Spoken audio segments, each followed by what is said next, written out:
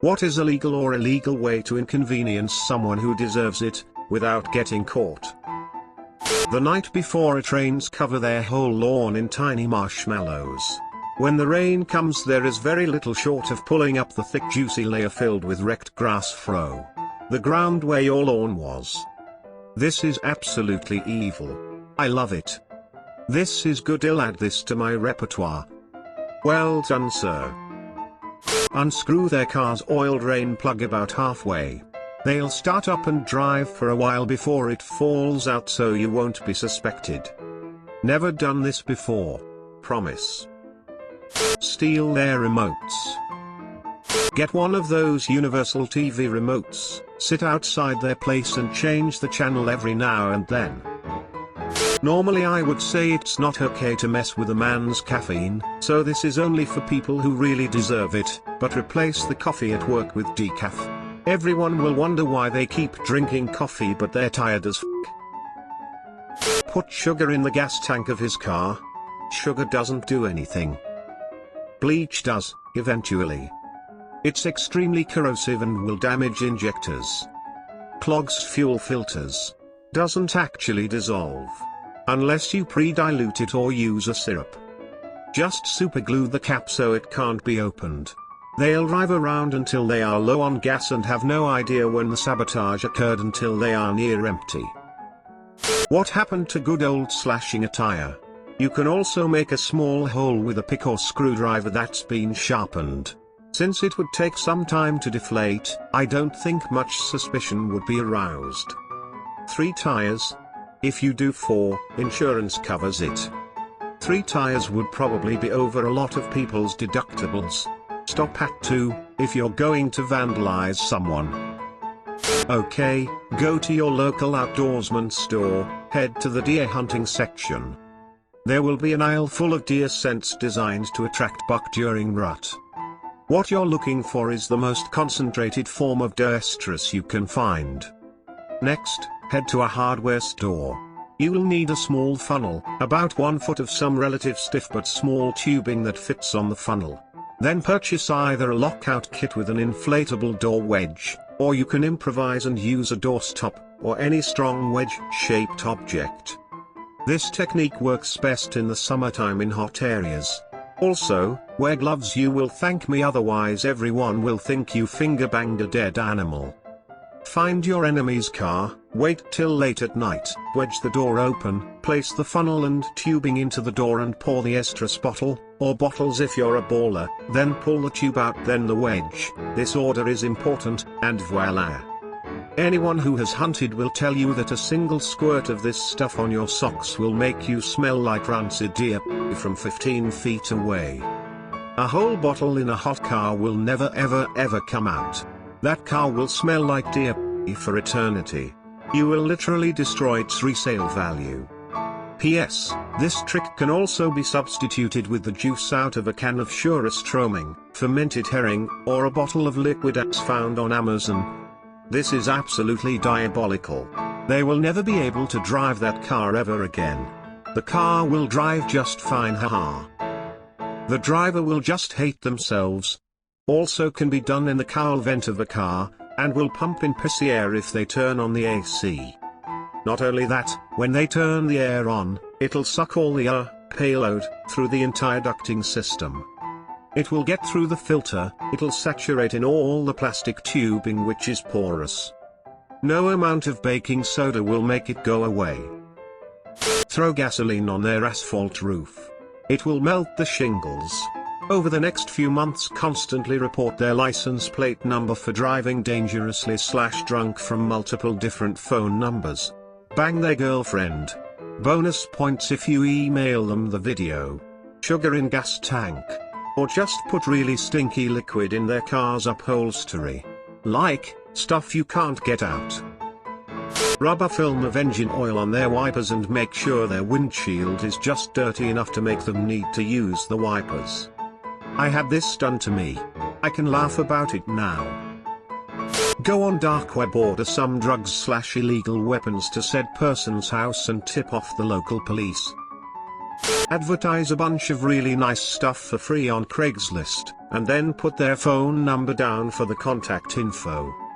Someone used my number for some kind of kinky Craigslist sex thing. I don't answer calls from numbers I don't know, but goddamn those texts. If I ever was going to do any kind of BDSM, I'm not anymore because of that shit. Haha. Did that for a buddy's ex-girlfriend. Posted a nice Mustang, said that she was a rich college girl with daddy's money, didn't know what it was worth, posted it for $7,000. It was a GT 500. Hilarious. She said she was getting phone calls and text non-stop for months. At all hours of the day and night. Call, insert phone number here, for a good time. Write it on the wall of a public toilet in a dodgy area.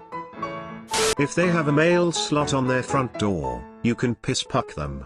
You get an old frying pan that you're not going to use anymore, take a leak in it, and place it in your freezer until it's frozen solid. Then you wait until they're not home, remove the frozen disc of urine from the pan, and shove it through their mail slot. It will melt into the carpet under the door, and they'll have no idea where that funky smell is coming from. Oh, and make sure you eat something like asparagus before you pee in the pan. Something that will make your pee stinky. Revenge is a plate best served cold. Getting over it would be the best way. Boo. Boo, we don't want people who make smart decisions here. Most places where you can find religious pamphlets have little yellow order cards, with a list of pamphlets they will send for free. Check all the boxes, use their mailing address, and watch the boxes upon boxes of his good word pile on their doorstep. Signing anyone up for a charity will make them get mail forever. Donate $20 in their name to your local food bank, use their return address, they'll get mail asking for more money for years to come. Get revenge and help the homeless. Just pour brake fluid on any metal panel on their car. That stuff destroys the paint and soaks into the metal so that spot can never be painted again. Want to f with someone but not get caught? Send a notice to all of their neighbors in the mail with a fake sex offender notice. They will likely not be able to convince their neighbors, and they might even face property damage or violence to their person. Print out an official-looking notice claiming they are a sex offender and send it to everyone in their neighborhood with their name, personal and address. Be sure not to label the notice as something coming from the government impersonating a federal/local agency really pisses cops off. Instead use something general like, Laredo Star Advertiser or Rhode Island Times, which will seem legitimate. You can use an existing template downloaded off the internet to build a realistic looking flyer. Make sure that you make the charges reasonable. Don't put something like necrophilia or bestiality. Put something like lewd or lascivious conduct with a child under 12, be creative. If you use a public printer, public computer and mail the letters from a random post box, it will be almost impossible to catch you. Of course, don't use your credit card or any logins attached to your name while printing. For added security, get dropped off/park/take public transit to an area near the library and walk there. Make sure you buy cash stamps somewhere without fantastic security cameras as well. Drop off the finished letters, created using gloves and printed out, cut out addresses, at a remote post office box late at night. Obviously this plan will work better on mails, but it should ruin anyone's day. Edit. Also, do not ever tell anyone you did this, and if anyone, cops, private investigators, personal acquaintances, anyone, ever approaches you about it, keep your mouth shut and go directly to a lawyer. Seriously, murderers walk regularly because they know to shut the f up when the cops come. If the person wronged you in some obvious way that might connect you, the proper way to do it is to wait patiently for your revenge. Sever all ties to the person and give it at least 10 years before carrying out your plot. They will have likely forgotten about you by then, but even if they do remember, it will seem much less likely/believable that somebody from so far in the past would have gone to this effort to ruin them. Can confirm that people walk regularly if they keep their mouths shut. I have a friend who did something moderately f***ed up, stole $4,000 worth of equipment from where he worked. Cops showed up at his house, refused to talk, never had any encounters since. Many of the suggestions on this thread are illegal. The best revenge is a life well lived. Also, only middle school girls obsess this much about getting revenge. Not obsessing, just looking for ways to make their lives a little lackluster. Here is what I did to this guy at work. I'm not proud of it, but this guy was unreal prize-winning asshole. I needed closure on my seething resentment of this motherfucker. I got some dog shit, and wearing gloves I shaped it into small balls. Then I froze the dog shit balls. Then I got some Plastidip, you can dip your tool handles in it to get a rubberized coating, and dipped the shit balls in it and set them aside to dry. Came back and added a little more with a brush to seal up the part they were lying on. Trimmed them with a razor blade until they were perfectly round. Now I have paint bars with shit instead of paint. Refroze them for long-term storage. I made a blowgun that could collapse into 3 pieces. I took it and one shit ball to work. Went into the bathroom that is near his office. Assembled my blowgun. Stood on the counter and lifted up the acoustic tile.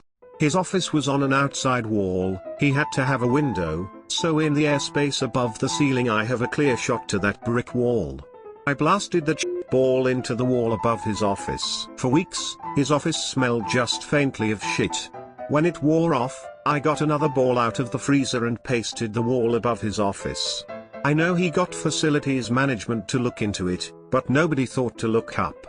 And it was pretty faint enough to sometimes wonder if it was your imagination. His office smelled vaguely shitty for a year. People started commenting on it. He came up with some excuse why offices needed to be rearranged. I think he wanted to palm off the shit-smelling office on someone else. I heard about this, so I stopped giving his office the treatment. Offices were switched around. His new office wasn't near a bathroom, but I used a nearby meeting room to line up a shot, and pasted his new space a few days after he moved in. By the time I quit, everybody thought this guy was incontinent or doing something really nasty in there. Even if this story isn't real, I am still impressed. This sounds James Bond level of fuckery. Like you having a hidden blowgun and shit balls at the ready and pulled out of your jacket. That's funny, because the Mission Impossible theme was definitely running through my head when I did it the first time. Thanks for watching. Be sure to check out my other videos. Also, don't forget to like, comment, subscribe and ring the notification bell.